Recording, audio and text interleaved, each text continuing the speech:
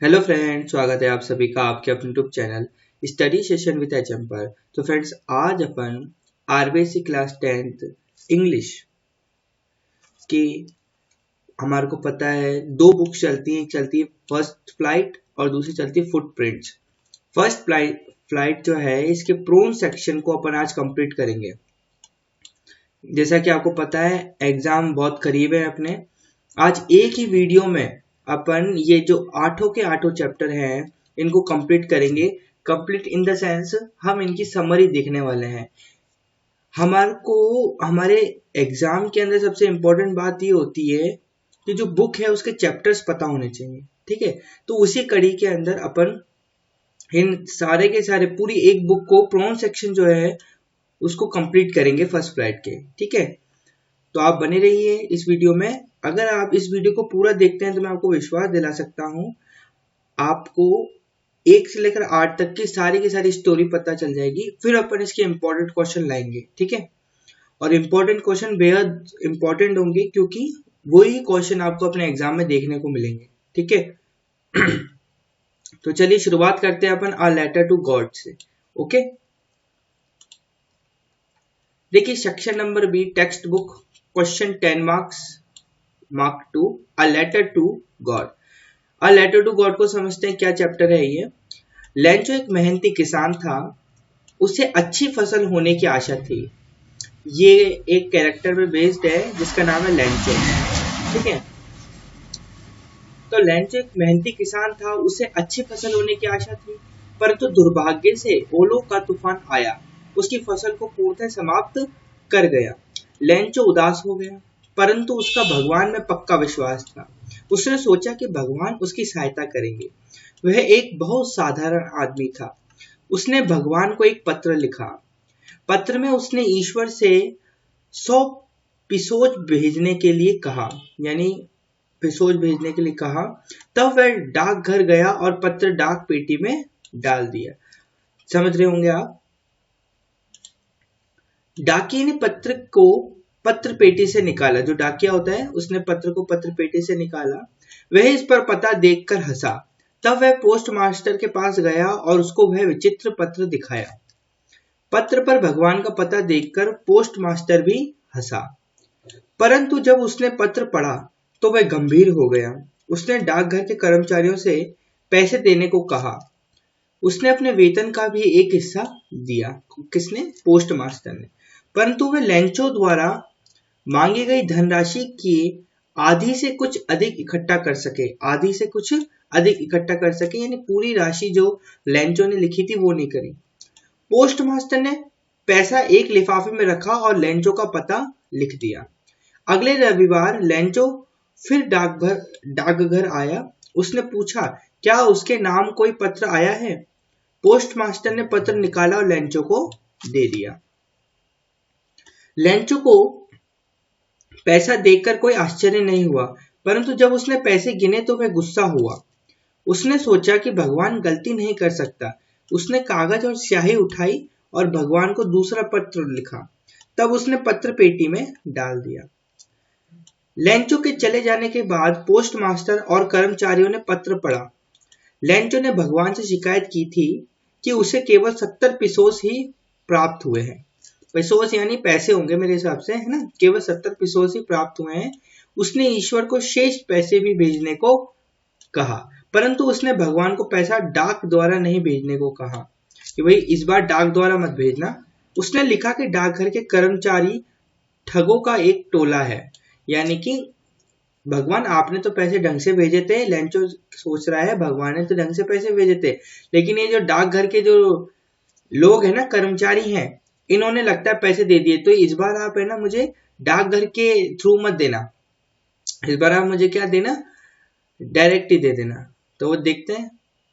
बस ये था summary a letter to God की, है ना। उसने लिखा कि डाकघर के कर्मचारी ठगों का एक टोला है, तो आप मुझे दे सकते हैं। तो कितना इजी तरीके से अपन ने पूरे चैप्टर को समाप्त कर लिया, अ लेटर टू गॉड को, है ना। मतलब भगवान को एक चिट्ठी, इस पार्ट का नाम था। तो ये अपना पहला चैप्टर कंप्लीट हुआ। अब अपन नेल्सन मंडेला जो दूसरा चैप्टर है उसको देखते हैं। देखिए, नेल्सन मंडेला द्वारा एक लॉन्ग टू फ्रीडम, दक्षिण अफ्रीका की स्वतंत्रता के संघर्ष के बारे में है ना, दक्षिण अफ्रीका की आजादी के बारे में है। 10 मई 1994 को नेल्सन मंडेला ने दक्षिण अफ्रीका के पहले अश्वेत राष्ट्रपति के रूप में शपथ ली। अश्वेत यानी कि पहले अश्वेत, अश्वेत यानी काला, श्वेत यानी होता है सफेद, अश्वेत मतलब होता है काला, और इसलिए ये एक नए जमाने का लोकतांत्रिक देश बन रहा था। नेल्सन मंडेला ने पहले अश्वेत राष्ट्रपति के रूप में शपथ ली। विभिन्न देशों के कई गणमान्य व्यक्ति सबसे महत्वपूर्ण दिन का हिस्सा बने थे। मंडेला ने अपने भाषण में उन सभी गणमान्य व्यक्तियों को धन्यवाद दिया। गणमान्य यानी सम्माननीय व्यक्ति। मंडेला ने अपने देशवासियों को आश्वासन दिया कि उनका देश कभी भी एक दूसरे के समान दमन का अनुभव नहीं करेगा। एक दूसरे के समान दमन यानी कि नीचे गिरने का अनुभव नहीं करेगा। लोकतंत्र दक्षिण अफ्रीका में स्थापित किया गया था और इसके परिणाम स्वरूप बिना किसी भेदभाव के सरकार की स्थापना की गई थी। दक्षिण अफ्रीका के लोगों ने उस दिन के प्रतीक के रूप में 2 राष्ट्रीय गान गाए। कितने? 2 राष्ट्रीय गान गाए। मंडेला ने याद किया कि इस आंदोलन का कारण यह था कि श्वेत लोगों द्वारा काले चमड़ी वाले लोगों को या लोगों का शोषण किया जाता था। उन्होंने कहा कि दक्षिण अफ्रीका के लोगों का इस तरह का दमन कई सितारों की उत्पत्ति है। लोगों को पहले नफरत करना सीखना चाहिए क्योंकि अगर वे नफरत करते हैं तो उन्हें प्यार करना सिखाया जा सकता है, क्योंकि प्यार विपरीत परिस्थितियों से आता है ना, प्यार विपरीत परिस्थितियों से आता है, सिचुएशन से आता है। वह यह भी कहता है कि एक बहादुर व्यक्ति वह नहीं है जिसे डर नहीं लगता। नेल्सन मंडेला क्या कहते हैं? एक बहादुर व्यक्ति वह नहीं है जिसे डर नहीं लगता, लेकिन जो उसे जीत लेता है वो एक बहादुर व्यक्ति होता है, जो डर को जीत लेता है। ऐसा नहीं कि डर नहीं लगता, डर सबको लगता है। नेल्सन मंडेला कहते हैं डर सबको लगता है, लेकिन जो डर को जीत लेता है ना, वो बहादुर व्यक्ति होता है। जो डरता है वो बहादुर व्यक्ति नहीं। समझना इस बात को। जीवन में एक आदमी के 2 प्रमुख दायित्व होते हैं, यानी 2 महत्वपूर्ण कर्तव्य होते हैं, 2 महत्वपूर्ण काम होते हैं। पहला अपने परिवार के प्रति, अपने माता पिता के प्रति, अपनी पत्नी और अपने बच्चों के प्रति, और दूसरा अपने देश, लोगों और समुदाय के प्रति दायित्व के प्रति। 2 दायित्व होते हैं इनके, कि अपने माता पिता के प्रति और अपने बच्चों के प्रति और अपने देश के प्रति क्या हो? समर्पण हो। हर कोई अपने झुकाव और रुचि के अनुसार अपने कर्तव्य को पूरा करता है। हर कोई अपने झुकाव और रुचि के अनुसार, यानी जैसी उसकी रुचि होगी उस तरफ वो झुक जाएगा और उसी को अपना कर्तव्य मानकर करने लगेगा। लेकिन दक्षिण अफ्रीका जैसे देश में इसे पूरा करना बहुत कठिन था। जब मंडेला वयस्क हुए यानी यंग हुए, तब उन्होंने समझा कि उनको स्वतंत्रता केवल एक भ्रम है। उनकी स्वतंत्रता केवल एक भ्रम है। वास्तव में वह शोषण का गुलाम थे। वह यह भी समझता था कि न केवल एक गुलाम था बल्कि उसके परिवार के अन्य सदस्य भी थे, क्योंकि नेल्सन मंडेला दिखने में कैसे थे? काले थे। इस कारण से जो सफेद लोग थे उनका शोषण करते थे। उनके अनुसार स्वतंत्रता उनके लिए भी अनिवार्य है जो अतीत में दूसरों को दबा रहे थे। उन्हें यह अधिकार भी है क्योंकि दूसरों की या दूसरे की स्वतंत्रता छीनना उसी का कैदी है। इस प्रकार उत्पीड़क जितना ही एक कैदी होता है, अत्याचारी भी स्वतंत्र नहीं है। जो अत्याचार करता है, नेल्सन मंडेला कह रहे हैं, जो अत्याचार करता है वो खुद भी एक कैद में होता है, यानी एक जेल के अंदर कैदी होता है। और जिस तरीके से एक जेल में बंद कैदी को प्रताड़नाएं सहनी पड़ती है, उसी प्रकार से जो उत्पीड़क होता है यानी अत्याचारी होता है, उसको भी वह सहनी पड़ती है। बहादुर आदमी वह नहीं है जिसे डर नहीं लगता। बहादुर आदमी वह नहीं है जिसे डर नहीं लगता, बल्कि वह है जो उस डर पर विजय प्राप्त करता है। वापिस से अपने कथन को नेल्सन मंडेला जो उन्होंने ऊपर कहा था वही दोहरा रहे कि बहादुर आदमी वह नहीं है जिसे डर नहीं लगता। डर सबको लगता है, डर हर व्यक्ति को लगता है। इसका मतलब ये नहीं है कि वो सब कायर हैं, नहीं। बहादुर आदमी वह है जिसको डर तो लगता है, लेकिन वो अपने उस डर को जीत लेता है, वो बहादुर आदमी होता है। मंडेला ने कहा कि प्रत्येक व्यक्ति का अपने देश और समुदाय के प्रति कर्तव्य भी है। तो यहाँ अपना इसकी समरी कंप्लीट हुई नेल्सन मंडेला की। बहुत प्यारे तरीके से अपन 2 चैप्टर कंप्लीट करे ओनली 10 मिनट्स के अंदर। अभी पूरा बुक कर लेंगे अपन ऐसे धीरे धीरे, बस आपको मैं समरी दे रहा हूँ, आपको समझना है इस बात को। 2 स्टोरीज अबाउट फ्लाइंग को समझेंगे। कहानी एक युवा सीगल के बारे में है जो जीवन के उस पड़ाव पर है जहां उसे उड़ना सीखना है ना। सीगल यानी एक पक्षी होता है। कहानी एक युवा सीगल के बारे में, एक जवान सीगल के बारे में जो जीवन के उस पड़ाव पर है जहां उसे उड़ना है। क्या करना है? उड़ना है।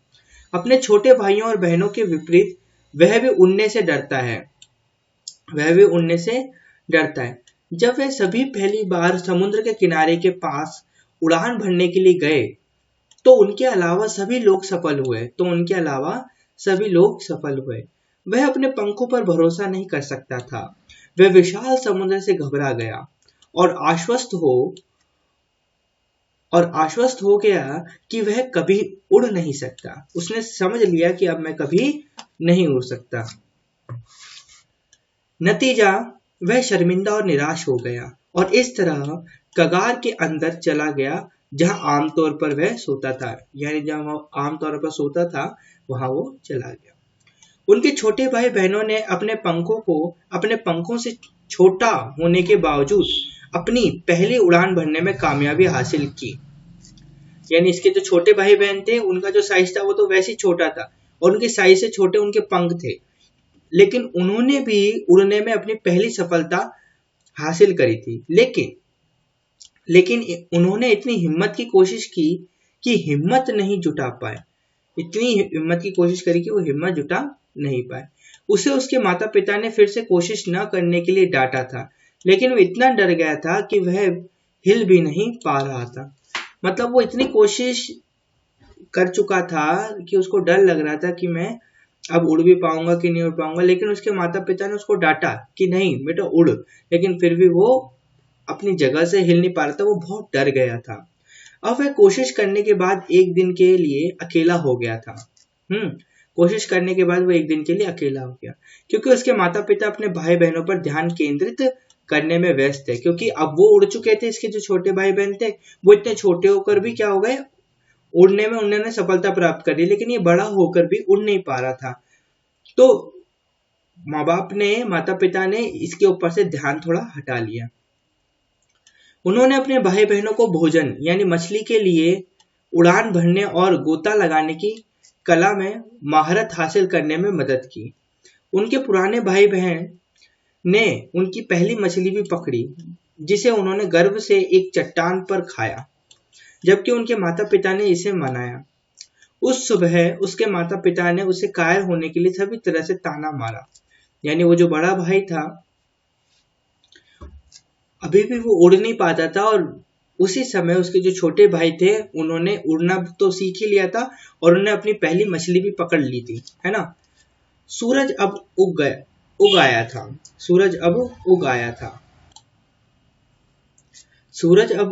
था और वह पहले से अधिक गर्मी महसूस कर रहा था, क्योंकि वह रात से पहले से ही खाली था।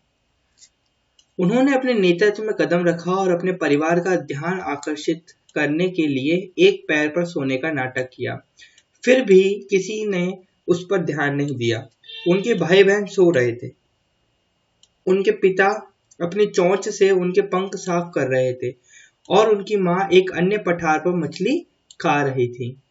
जब उन्होंने उसे देखा, मछली को देखकर सीगल पागल हो गया, क्योंकि वह बहुत भूखा था। वह मछली को चीरना और अपनी चोंच को अभी और फिर नोचना पसंद करता था। वह अपनी माँ की भूख में रोया, जबकि उसकी माँ गुस्से से चिल्ला उठी, लेकिन वह रोती रही, जो जल्द ही अपनी माँ को मछली के टुकड़े के साथ उड़ते हुए देखकर एक खुशी से चिल्ला उठी। पास आते ही वह उत्तेजित हो गया और इस तरह आगे की ओर झुक गया। अचानक वह उससे बहुत दूर नहीं रुकी। उत्तेजना और भूख से बाहर उसने एक पल के लिए एहसास किया कि ये बिना मछली पर गोता लगाया कि वह उड़ने से डरता था, है ना। वह इतना उत्तेजित हो गया वह इतना उत्तेजित हो गया कि कोशिश करते ही गिर गया। एक पल के लिए वह सदमे में था और आतंक से बाहर खड़ा था।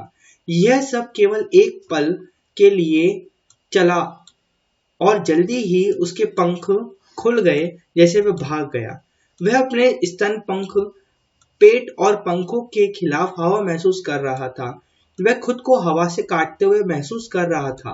वह अब डरने वाला नहीं था। वह थोड़ा घबराया हुआ था, लेकिन फिर उसकी माँ ने उसका साथ दिया।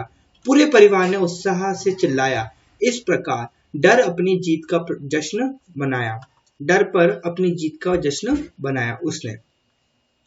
एक बार जब उसने अपने डर पर काबू पा लिया तो वह भूल गया कि वह एक बार इससे डर गया है। उसने उन सभी चीजों को किया जिन्हें वह एक बार डर गया था।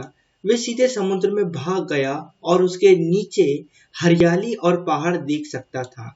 जीत का आनंद लेते ही वह खुशी से चिल्ला उठा। जब वह उतरा तो उसका परिवार उसके साथ एक इशारे के रूप में उतरा कि वे गर्व कर रहे थे। वे अपनी ऊंची आवाज में उत्तेजना में चीख रहे थे और चिल्ला रहे थे। वह तब समुद्र में चला गया जहां पहले तो वह घबरा गया और इस तरह घबरा गया, मतलब अब उसने वो सारे काम करे जिनको करने में वो पहले डरता था ना, वो सारे काम अब उसने करे, है ना। उसने भागने की कोशिश की, लेकिन भूख के कारण थक गया और कमजोर हो गया। इस प्रकार जब वह शांत हो गया तो वह समुद्र में तैरने लगा, जिससे वह एक बार डर गया था।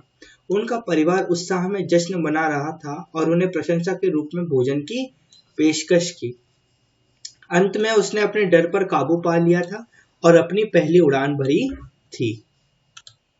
चलिए, इसी तरह अपना तीसरा जो अध्याय था वो भी कंप्लीट हुआ। अब अपन आगे बढ़ते हैं फोर्थ पर, from the diary of Anne Frank. Very important है ये और थोड़ी लेंदी है इसकी समरी भी, तो आप ध्यान से अपना मन लगा के पूरा देखेंगे, है ना।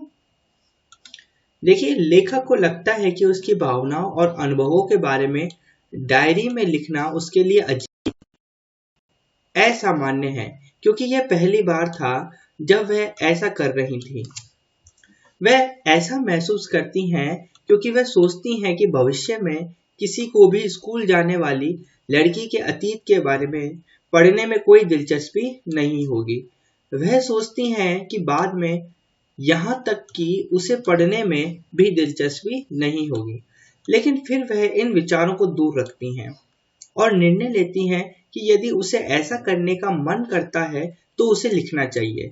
उसे लिखने की आवश्यकता महसूस होती है क्योंकि वहां बहुत सारे विचार थे जो उसने हाल ही में पकड़े थे और उसे अपने दिमाग से निकालने की जरूरत थी। यह ज्ञात है कि किसी के विचारों को लिखना चिकित्सक के रूप में कार्य करता है। वह डायरी लिखने का फैसला करती हैं। लेखक को लगता है कि कागज में लोगों की तुलना में विचारों को अवशोषित करने की क्षमता अधिक है। लेखक को लगता है कि कागज में लोगों की तुलना में विचारों को अवशोषित करने की क्षमता अधिक होती है ना। जो लोगों को आकर्षित नहीं करती, लेकिन लोगों के विचारों को आकर्षित करती है। क्या पुस्तकें जो होती है ना, वो लोगों के पास धैर्य का स्तर कम होता है, लेकिन कागज का एक टुकड़ा एक गैर जीवित चीज होने के नाते उसके विचारों को अवशोषित करने से मना नहीं किया जाएगा। ये यहाँ पर ये बता रहे हैं कि जो लोग होते हैं वो बड़े ही अधैर्यवान होते हैं, यानी उनमें बिल्कुल भी धैर्य नहीं होता, बहुत कम होता है धैर्य। क्या होता है, जब अपन बुक पढ़ते हैं तो वो अधैर्यवान व्यक्ति को भी उसके विचार में परिवर्तित कर देते हैं, वो जो पढ़ रहा होता है वो चीज। यह एहसास उसे एक दिन हुआ जब वह सामान्य से अधिक दुखी और भ्रमित महसूस कर रही थी। वह यह भी तय नहीं कर सकी कि उस समय घर से बाहर जाना है या नहीं। जब उसने आखिरकार घर पर रहने का फैसला किया तो वह उदास और गहरी सोच में बैठ गई। फिर उसने सोचा कि पेपर में अधिक धैर्य था और उसने अपने दिमाग में आने वाली हर चीज को लिखने का फैसला किया, क्योंकि उसका इरादा किसी को पढ़ने में तब तक नहीं था जब तक कि उसे असली दोस्त नहीं मिल जाता था। असली दोस्त से उसका मतलब एक दोस्त से था जिसके साथ वह अपने सारे राज साझा कर सकती थी। लेखक फिर उस बिंदु पर वापस आता है जहां उसने लिखने की शुरुआत करने के बारे में सोचा था। यह इसलिए है क्योंकि वह अकेला है और उससे बात करने के लिए कोई दोस्त नहीं था। वह फिर समझाती है कि उसे दोस्त की आवश्यकता क्यों महसूस होती है। उसे लगता है कि कोई भी ये विश्वास नहीं करने वाला है कि उसके जैसी एक युवा लड़की इतनी अकेली है जो व्यवहारिक रूप से नहीं है, क्योंकि वह एक प्यार करने वाला परिवार है, लगभग 30 लोगों के पास, जिसे दोस्त, प्यार करने वाली चाची और एक अच्छी जगह कहा जा सकता है रहने के लिए। मतलब यहाँ पर लेखक बोल रहे हैं, जो एनी फ्रैंक है वो बोल रही हैं कि ऐसा नहीं है कि मेरे पास दोस्त नहीं है या दोस्त कहलाने वाले मेरे पास चाचा चाची ये 30 लोग हैं मेरे इर्द गिर्द, लेकिन फिर भी मैं अकेला महसूस कर रही हूँ और मैं अपनी जो बातें हैं, अपनी जो राज की बातें, जो सीक्रेट थॉट्स हैं, उनको एक्सप्रेस करना चाहती हूँ। इसमें एक खुशहाल परिवार की स्पष्ट तस्वीर को दर्शाया गया है, लेकिन उसके जीवन में एक चीज की कमी है, एक सच्चे दोस्त की उपस्थिति, जिसके साथ वह सब कुछ साझा कर सकती है। वह दोस्तों के साथ अच्छा समय बिताती है, वे सामान के बारे में बात करते हैं, लेकिन वास्तविक सामान नहीं है जो वास्तव में उनके जीवन में चल रहा है। बहुत कोशिश करने के बावजूद भी वे पास नहीं हो पा रहे हैं। उसे लगता है कि शायद ये वह है जो अपने निजी सामान के साथ किसी पर भरोसा करने में सक्षम नहीं है, कि वह अपने दोस्तों के करीब आने में सक्षम नहीं है। उसे लगता है कि वर्तमान स्थिति को बदला नहीं जा सकता और इस तरह उसे अपनी भावनाओं को डायरी में लिखना होगा। आमतौर पर जब कोई डायरी में लिख रहा होता है तो वह औपचारिक रूप से उनके बारे में सभी तथ्यों को सूचीबद्ध करते हैं जो लेखक नहीं करना चाहता है। ऐसा इसलिए है क्योंकि वह एक दोस्त है, दोस्त के लिए अपनी जरूरत को एक आकार देना चाहती थी और इस तरह डायरी को किटी नाम देने का फैसला करती है। यानी कि जो एनी फ्रैंक है उन्होंने अपनी डायरी को दोस्त माना, उनकी जो डायरी थी उसी को अपना खास दोस्त माना और उसी के अंदर वो अपने सारे सीक्रेट्स, अपनी सारी की सारी जो खास बातें होती हैं वो उसी में लिखती हैं और जब भी उन्हें बात करने का मन करता है तो वे उस डायरी को पढ़ती हैं। इस प्रकार के यहाँ पर बताया गया है। यह आशा करते हुए कि कोई उसकी डायरी एक दिन पढ़ेगा, वह सोचता है कि पृष्ठभूमि की कहानी के बारे में विवरण दिए बिना लिखना अप्रभावी होगा। मतलब अपन कोई भी पुस्तक पढ़ते हैं, अपन कोई भी बुक पढ़ते हैं तो उसके सामने लिखा रहता है कि ये पॉइंट्स है ना, और इनके बारे में अपन आगे पढ़ने वाले हैं। लेकिन जो एनी फ्रैंक की जो डायरी थी उसमें इस प्रकार का कुछ भी नहीं था, है ना। लेकिन फिर भी वो बिना पृष्ठभूमि यानी बिना विषय वस्तु को लिखे बिना ही क्या कर दिया, उन्होंने अपनी कहानी लिख दी। इसलिए ऐसा ना करने के बावजूद वह अपने जीवन के बारे में संक्षिप्त विवरण देती हैं। सबसे पहले वो क्या देती हैं, अपने जो जीवन है उसके बारे में छोटा सा शॉर्ट कुछ डिस्क्रिप्शन देती हैं। वह अपने पिता को सबसे प्यारे पिता के रूप में संदर्भित करती हैं जिसे वे प्राप्त कर सकती थी। उन्होंने 36 वर्ष की आयु में पिता की शादी कर दी थी और वह 25 वर्ष के थे।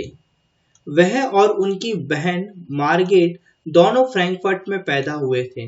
जैसे ही एनी 4 साल की हुई, उसके पिता सितंबर में उसकी मां के साथ हॉलैंड चले गए, जबकि दोनों बहनें ओचेन में अपनी दादी के साथ रहीं। मार्गरेट को दिसंबर में हॉलैंड भी भेजा गया था और उसके बाद फरवरी में एनी को लाया गया, जिसे मार्गरेट के जन्मदिन के रूप में लाया गया था।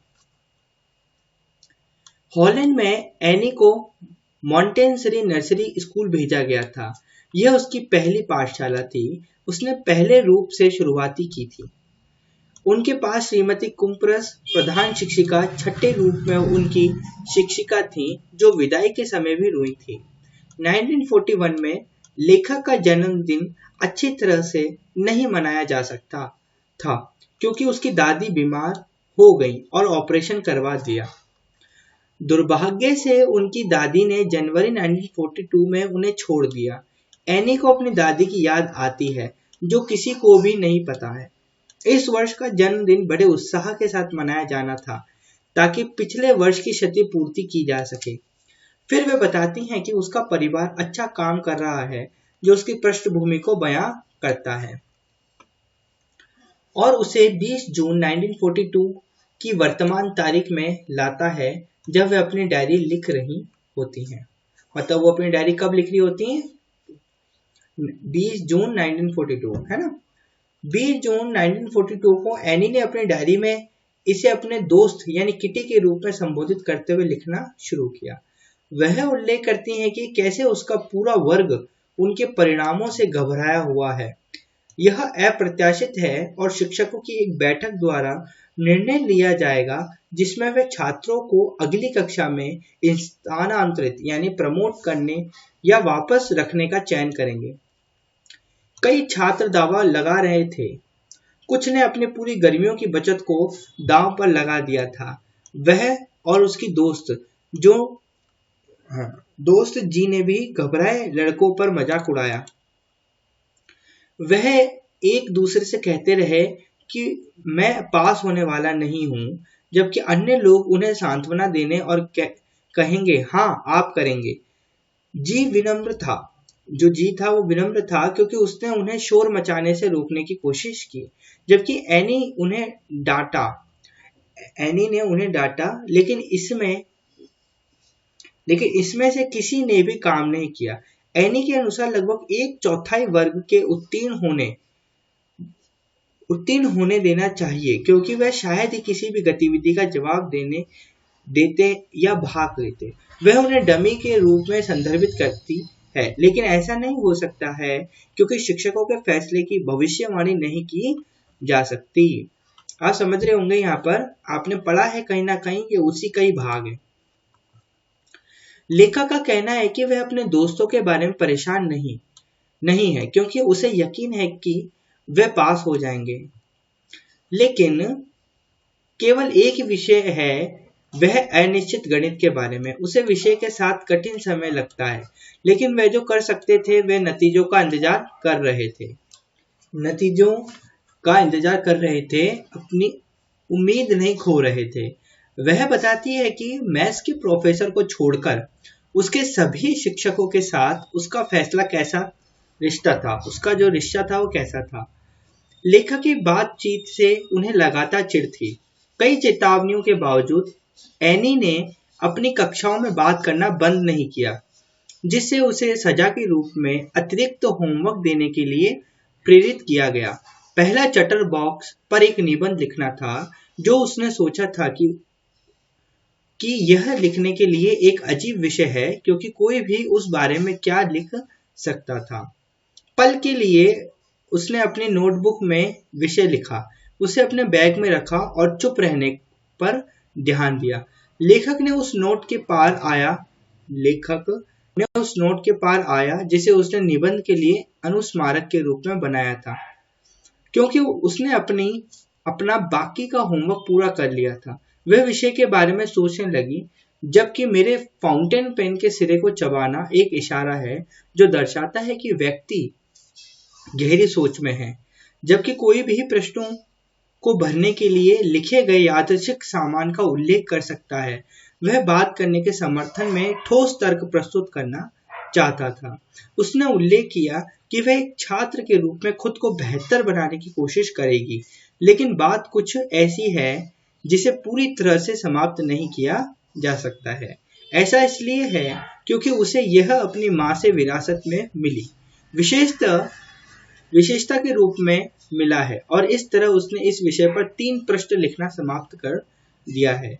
प्रोफेसर ने एनी के तर्कों को मनोरंजक पाया, लेकिन जब उसने अगले पार्ट में भी बात करना बंद नहीं किया तो उसने उसे सजा के रूप में एक और असाइनमेंट दिया। विषय एक अविवेकी बकवास था। गलत समझ एक बुरी आदत को संदर्भित करता है जिसे बदलना मुश्किल है। उसने उसे यह विषय दिया क्योंकि वह अपने पाठों के दौरान उसकी अजय चैटिंग से नाराज था। इस असाइनमेंट को प्राप्त करने पर प्रोफेसर ने कुछ समय के लिए उनसे कुछ नहीं कहा, लेकिन जब उन्होंने अपना धैर्य खो दिया तो उन्होंने quake quake quake sad mistress chatter box विषय पर सजा के रूप में एक और असाइनमेंट सौंपा। तो इस तरीके से लिखा। जब प्रोफेसर ने उसे तीसरी बार डांटा और उसे दंडित किया तो पूरी कक्षा हंसने लगी। नतीजतन उसे भी खुश होने का नाटक करना पड़ा। इसी तरह के विषयों पर 2 बार लिखने के बाद वह विचारों से बाहर भाग गई। इस प्रकार कविता में अच्छे दोस्त उसके दोस्त से उसे कविता में लिखने में मदद करने की पेशकश की। यह पूरा असाइनमेंट परिदृश्य एनी को शर्मिंदा करने के लिए था, लेकिन उसने सुनिश्चित किया कि उसने एक प्रभावी उत्तर दिया है। उसने आखिरकार एक कविता के रूप में अपना तीसरा काम लिखा जो बहुत अच्छा निकला। उसने एक व्यंग्य लिखा है कि एक पिता ने अपने शोरगुल वाले स्वभाव के कारण अपने 3 बच्चे को मौत के घाट उतार दिया। उसके सौभाग्य के लिए प्रोफेसर ने इसे हल्के में लिया। प्रोफेसर ने एक साथ अपनी टिप्पणी देते हुए कक्षा के सामने पूरी कविता का पाठ किया। मैंने उसको पढ़ा। लेखक काफी भाग्यशाली है। इस घटना के बाद निर्बाध रूप से बिना किसी होमवर्क के सजा के रूप में बात करता है। इसके अलावा श्री किसिंग प्रोफेसर ने हर बार क्लास के सामने चुटकुले सुनाना शुरू कर दिया। ये थी कहानी एनी फ्रैंक की। अब अपन चैप्टर नंबर 5 द 100 ड्रेसेस 1 को पढ़ेंगे। यह कहानी एक लड़की वांडा पेट्रोस्की और उसके सहपाठियों के चारों ओर घूमती है। मुख्य रूप से पैगी और मैडलिन जो हमेशा उसका मजाक उड़ाते थे। वांडा पेट्रोस्की एक पोलिश अप्रवासी था और वह अपने परिवार के साथ अमेरिका आई थी। उसने अमेरिकी छात्रों के स्कूल में प्रवेश लिया। उसके सहपाठियों ने उसका नाम अजीब पाया और शायद कक्षा में सबसे अजीब था। इसका कारण यह है कि उन सभी के पास एक आसान और सामान्य नाम था। वांडा गरीब था और हमेशा एक नीली नीली पोशाक पहने स्कूल आता था। वह शांत थी और हमेशा कक्षा के कोने में बैठी रहती थी। हालांकि उसने दावा किया कि उसके घर पर 100 कपड़े और 60 जूते थे, यानी बहुत से कपड़े थे। तो दो सबसे अच्छे दोस्त पैगी और मैडी स्कूल में सबसे प्रसिद्ध लड़की थी, जबकि वांडा को कोई भी नहीं जानता था। कहानी मैडी के दृष्टिकोण के बारे में है जो दैनिक ताना और चिढ़ाने में मुख्य खिलाड़ी का सबसे अच्छा दोस्त था। पैगी और मैडी हमेशा देर से होने पर भी स्कूल से पहले वांडा का इंतजार करते हैं। मैडी एक गरीब लड़की थी, लेकिन वह खुद इसे पसंद नहीं करती थी। जब पैगी ने वांडा का मजाक उड़ाया था, उसे डर था कि वह निशाना बन सकती है। वह चाहती थी कि पैगी वांडा का मजाक ना उड़ाए, लेकिन उसका सामना करने की हिम्मत नहीं जुटा सकती थी, क्योंकि उसे डर था कि वह अपनी सबसे अच्छी दोस्त खो सकती है। हालांकि पैगी का उद्देश्य वांडा को चोट पहुंचाना नहीं था, लेकिन वह ये जानने के लिए बहुत उत्सुक थी कि वांडा को झूठ क्यों बोलना पड़ा कि उसकी अलमारी में 100 कपड़े थे। ड्राइंग प्रतियोगिता के परिणाम के दिन एक ही 100 कपड़े के बारे में सच्चाई का पता चला। कमरे में अलग अलग ड्रेसों का प्रतिनिधित्व करते हुए 100 चित्र थे, जिनमें से प्रत्येक बहुत सुंदर था। उस दिन वह वास्तव में 100 पोशाक और सभी पंक्तिबद्ध थी, लेकिन कक्षा में उस समय पैगी और मैडी जो अजीब थे और 100 कपड़े के सिद्धांत का एहसास करते थे, उन्होंने उसके साथ बुरा व्यवहार किया। यह कहानी उस मामले के बारे में है जो अलग होने के लिए किसी के साथ दुर्व्यवहार नहीं करता है। यह कहानी हर किसी को सिखा रही है कि हमें अपने साथी हमें अपने साथी मनुष्यों के अनूठे मतभेदों का कभी भी मजाक नहीं बनाना चाहिए और उन्हें वैसे ही स्वीकार करने की कोशिश करनी चाहिए जैसी वे हैं। ठीक है, अब इसके पार्ट 2 को देखते हैं। पार्ट की शुरुआत वांडा के पिता से प्राप्त एक पत्र से होती है। यह पत्र स्कूल को एक बड़े शहर में जाने के उनके निर्णय के बारे में सूचित कर रहा था, क्योंकि कोई भी वांडा को उसके असामान्य नाम के साथ साथ उसकी उपस्थिति के लिए नहीं छेड़ता। शिक्षक के माध्यम से पत्र की सामग्री जानने के बाद पूरी कक्षा सदमे में थी और उन्हें वांडा के प्रति उनकी अपमानजनक टिप्पणियों और रवैयों का एहसास हुआ। मैडी को इतना बुरा लगा कि वह कायर है और उसने कभी भी पैगी को वांडा का मजाक बनाने से नहीं रोका। यही कारण है कि वह तथ्यों को जानने के बाद अपनी पढ़ाई पर ध्यान क्यों नहीं दे पाती है। वह अपने रुख को स्पष्ट करने के लिए वांडा से मिलना चाहती थी कि उसे कभी भी उसकी भावनाओं को ठेस पहुंचाने का मतलब नहीं था। इसलिए उसने अपने घर जाने का मन बनाया और उसे यह भी बताया कि उसने पुरस्कार जीत लिया है। जब स्कूल मैडी और पैगी के ऊपर था तो दोनों उससे मिलने के लिए बॉगिंस हाइट में वांडा के निवास पर गए, लेकिन उस तारीख तक लड़की वांडा और उसका परिवार पहले ही वहां से चले गए थे, लिहाजा उनकी यात्रा फलदायी रही। फिर दोनों लड़कियों ने वांडा को एक दोस्ताना पत्र लिखकर उसे बताया कि उसने प्रतियोगिता जीत ली है, लेकिन कई दिनों के बाद भी वांडा की ओर से कोई जवाब नहीं आया। यह क्रिसमस का समय था जब मिस मैसन को वांडा से एक पत्र मिला। वांडा ने एक पत्र लिखा था और सभी लड़कियों को मेरी क्रिसमस की शुभकामनाएं दी थी। इसके अलावा उसने लिखा है कि लड़कियां उन 100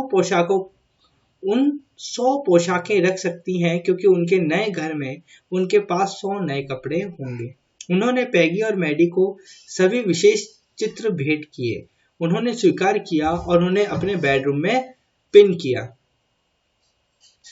मैडी ने तस्वीर पर बहुत देर तक टकटकी लगाई और पाया कि ड्राइंग में अंकित उसका अपना चेहरा जैसा दिख रहा था। फिर वह अपनी ड्राइंग देखने के लिए पैगी के घर भाग गई। ड्राइंग में सामान पाकर पैगी भी खुश थी। पैगी ने खुद को सांत्वना दी है कि वांडा वास्तव में उन्हें पसंद करेगा। मैडी इस सब से सहमत है और वांडा पेंट्रोंस्की के बारे में सोचते ही आंसू बह निकले। कहानी में बहुत सारे उदाहरण हैं जो दिखाते हैं कि नस्लवाद सामाजिक और व्यक्तिगत जीवन को कैसे प्रभावित करता है। जो नस्लवाद होता है ना, वो सामाजिक और व्यक्तिगत जीवन को कैसे प्रभावित करता है। यह कहानी लोगों को इस तरह के भेदभाव के बारे में एहसास और महसूस करवा रही है। यह कहानी नस्लीय भेदभाव वाले समाज के बारे में एक संदेश दे रही है। यह हमारे समाज की बीमारियों में से एक है जिसका लोगों पर प्रतिकूल प्रभाव पड़ता है, यानी उल्टा प्रभाव पड़ता है। आज नेक्स्ट चैप्टर है अपना ग्लिम्पसेस ऑफ इंडिया। कहानी हमें उस समय वापस ले जाती है जब पुर्तगाली गोवा पर शासन करते थे। वे अपने ब्रेड के लिए बेहद प्रसिद्ध थे। कथाकार अक्सर अपने बुजुर्गों को उन अच्छे पुराने दिनों के बारे में सोचते हुए पाता है और उन्हें बताता है कि प्रसिद्ध ब्रेड उस समय से पहले है जब पुर्तगाली गोवा पर शासन करते थे। वे अतीत पर विचार करते हैं और उन्हें बताते हैं कि हालांकि पुर्तगालियों ने गोवा छोड़ दिया है, लेकिन रोटी अभी भी मौजूद है। यदि मूल नहीं है तो उनकी विरासत उनके बेटों द्वारा जारी रखी जा रही है। बेकर्स को अभी भी पैडर्स के रूप में संदर्भित किया जाता रहा है। बेकिंग के बारे में सब कुछ अभी भी वही है। उन लोगों से लेकर जो रोटियों को ढालते हैं, उन भट्टियों को जो समय की दरारें से बची हैं, उनके आने की आवाज और उनकी बांस की छड़ी के थाप अब भी पुराने जमाने की तरह सुनी जा सकती थी, है ना। कथाकार याद करते हैं कि बेकर ने गोवा में अपने बचपन के दिनों में उनके दोस्त और साथी के रूप में काम किया था। बेकर दिन में 2 बार आता था, एक बार जब वह अपनी रोटियां बेचने के चक्कर में था और दूसरी बार अपनी खाली टोकरी के साथ वापस लौटते हुए, सभी रोटियां बेचकर। यह उनकी बांस की छड़ी की आवाज थी जो बच्चों को जगाती थी। बच्चे उनसे मिलने के लिए बहुत उत्साही थे और विशेष रूप से उनके लिए बनी ब्रेड की चूड़ियों या कंकोन से चुन रहे थे, जबकि चूड़ियां बच्चों के लिए थीं, रोटियां वयस्कों के लिए थीं, जो आमतौर पर घर की नौकरानी द्वारा एकत्र की जाती थी। बेकर अक्सर अपनी बांस की छड़ी के साथ एक संगीत प्रविष्टि बनाता था। उसके एक हाथ ने उसके सिर पर टोकरी का समर्थन किया, जबकि दूसरे ने बांस को जमीन पर पटक दिया। वह घर घर जाकर महिलाओं को रोटियां सौंपने से पहले उनका अभिवादन करता। माता पिता बच्चों को डांटते थे और उन्हें अलग खड़ा करते थे, लेकिन वे जितने उत्सुक थे वे टोकरी में झांकने के लिए एक बेंच या दीवार पर चढ़ गए। उन्होंने उन ब्रेड वैगन्स को रखने से पहले अपने दांतों को ब्रश करने की भी जहमत नहीं उठाई, क्योंकि उन्हें शाखाओं से आम के पत्तों को दांतों को ब्रश करने के लिए इस्तेमाल करना अनावश्यक प्रयास लगता था। वे ब्रश करने को अनावश्यक मानते थे क्योंकि गर्म चाय आसानी से अपना मुंह धो सकती थी और उन्हें लगता था कि बाघ जैसे जानवरों ने कभी अपने दांत नहीं धोए। ये glimpses of India 7th chapter अपना कंप्लीट हुआ। अब अपन कंप्लीट नहीं हुआ, थोड़ा आगे और भी है। रोटी गोयन संस्कृति का एक महत्वपूर्ण हिस्सा है और यह हर महत्वपूर्ण अवसर पर इसकी उपस्थिति से स्पष्ट है। विवाह में मिठाई की ब्रेड से लेकर सगाई की पार्टियों में सैंडविच और क्रिसमस के साथ साथ अन्य अवसरों पर केक और नारियल कुकीज हर गांव में एक बेकर की उपस्थिति को बहुत आवश्यक बनाता है। बेकर्स को ज्ञात था कि उन्हें घुटने की लंबाई वाली फ्रॉक लंबी पोशाकें पहनाई जाती थीं, जिन्हें आमतौर पर कबाई के नाम से जाना जाता था। कथाकार के बचपन के दिनों में उन्होंने उन्हें शर्ट और पैंट पहने देखा था, जिनकी लंबाई सामान्य लोगों की तुलना में कम थी। यह उनकी पहचान का एक हिस्सा इतना था कि भले ही कोई उस पतलून की लंबाई पहनता हो, उसे कहा जाता है कि उसने बेकर की तरह कपड़े पहने थे, या पुराने जमाने में कहा जाता था। बेकर के पास पेंसिल का उपयोग करके दीवार पर बिलों का मासिक रिकॉर्ड बनाने और फिर महीने के अंत में धन एकत्र करने का एक तरीका था। बेकिंग हमेशा एक लाभदायक पेशा रहा है। बेकर का परिवार और कार्यकर्ता हमेशा खुश और खुशहाल रहे हैं।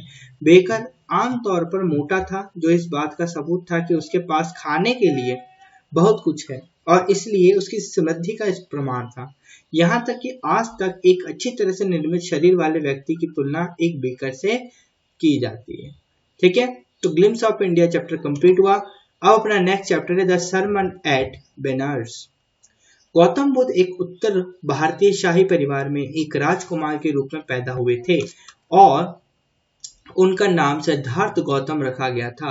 हिंदू पवित्र ग्रंथों का अध्ययन करने के लिए जब वह 12 साल का था तो उसे एक दूर स्थान पर भेजा गया था और 4 साल बाद लौटने पर उसने एक राजकुमारी से शादी कर ली।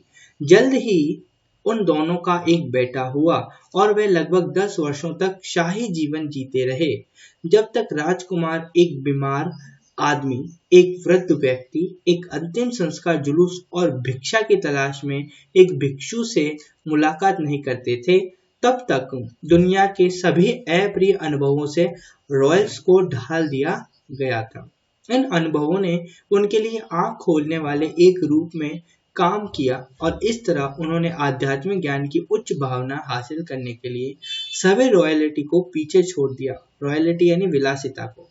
गौतम बुद्ध लगभग 7 साल तक आत्मज्ञान की खोज में चले गए, इससे पहले कि वह एक पीपल के पेड़ के सामने आए, और जब तक वे जाग नहीं गए तब तक इसके नीचे बैठना चुना। जब उन्हें आखिरकार 7 दिनों के बाद मोक्ष की प्राप्ति हुई तो उन्होंने पेड़ को यानी ट्री, बोधि वृक्ष जिसका अर्थ बुद्धि का वृक्ष है, के रूप में पुनः प्राप्त करने का फैसला किया और उन्हें स्वयं बुद्ध यानी जिसका अर्थ है जागृत कहा जाने लगा। यानी गौतम बुद्ध को क्या कहने लगा? बुद्ध। यहाँ तक कि उसने अपने नए एहसासों का प्रचार करना शुरू कर दिया और उसका पहला उपदेश बनारस शहर में दिया गया। बनारस शहर को पवित्र माना जाता है क्योंकि यह गंगा नदी के तट पर रहता है। पहला उपदेश जो उन्होंने दिया था वह संरक्षित था और आज तक प्रसिद्ध है। यह नीचे भी दिया गया है। यह मनुष्य के आसन्न कष्टों को एक नया परिप्रेक्ष्य देता है। अब वो जो उन्होंने प्रसंग लिखा था सबसे पहला जो सबसे उपदेश दिया था वो पढ़ते हैं एक बार। यह किसी गौतमी नामक एक महिला के बारे में बात करता है जिसका बेटा हाल ही में मर गया था। असहनीय दर्द और दुख के साथ वह अपने बेटे को एक आश्चर्य की दवा के लिए घर द्वार ले गई जो उसके बेटे को वापस ला सकती थी। स्पष्ट रूप से सभी ने सोचा कि महिला ने स्पष्ट रूप से सोचने की क्षमता खो दी थी। घर घर जाकर आखिरकार वह एक ऐसे व्यक्ति के रूप में सामने आई जो किसी भी दवा की पेशकश नहीं कर सकता था, लेकिन उसे शक मुनि बुद्ध के पास ले गया।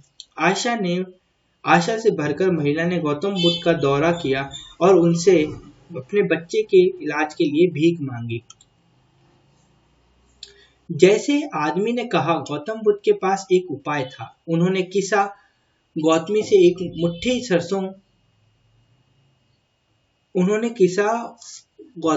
मुट्ठी सरसों प्राप्त करने के लिए कहा। आशा के साथ बहाल किसा गौतमी ने सोचा कि यह एक बहुत ही सरल कार्य है। जब भगवान बुद्ध ने यह शर्त न लगा दी हो कि सरसों बीज को एक ऐसे घर से लिया जाना चाहिए जहां किसी ने भी एक बच्चे, पति, माता पिता या दोस्त को नहीं खोया है। एक बार फिर किसा गौतमी घर घर गई, लेकिन इस बार वह सरसों के बीज की तलाश में थी। कई के पास सरसों के दाने थे, लेकिन उनमें से कोई भी भगवान बुद्ध की उस शर्त को पूरा नहीं कर सका जिसमें परिवार में किसी की भी मौत नहीं हुई थी। पूछे जाने पर लोगों ने उनसे उनके गहरे दुखों को याद न करने का अनुरोध किया। दुर्भाग्य से वे अपने बेटे के लिए सरसों प्राप्त करने के लिए एक उपयुक्त घर नहीं पा सकी।